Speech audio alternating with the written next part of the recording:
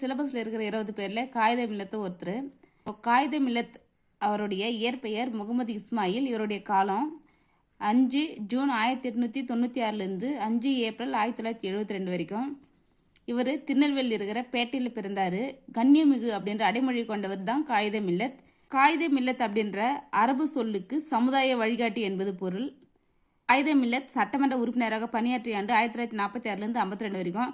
அந்த காலகட்டத்தில் அவர் எதிர்க்கட்சி தலைவராக இருந்திருக்காரு. 1952 58 வரைக்கும் மாநிலங்களவை உறுப்பினராக இருந்திருக்காரு.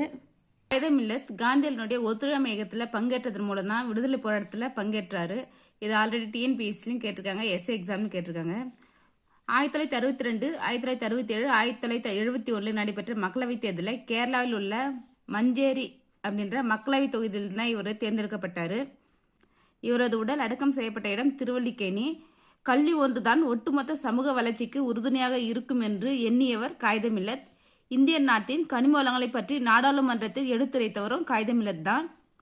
திருச்சியில் ஜமால் முகமது கல்லூரி, கேரளாவில் ஃபரூக் கல்லூரி உள்ளிட்ட 14 கல்வி மையங்களை தொடங்கினார்.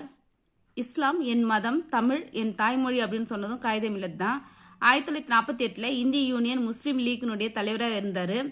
இந்திய அரசியல் நிர்ணய சபை உறுப்பினராக இருந்தபோது இந்திக்கு எதிராகவும் தமிழுக்கு ஆதரவாகவும் குரல் கொடுத்தவரும் காயிதே மில்லத் தான். இந்த நாட்டு மண்ணில் பேசப்பட்ட மொழிகள் மிகவும் பழமையானதும் பழங்காலத்திலிருந்து பேசப்பட்டு வரும் மொழியாக இருப்பதும் தமிழ் தான் சொல்லியிருக்காரு.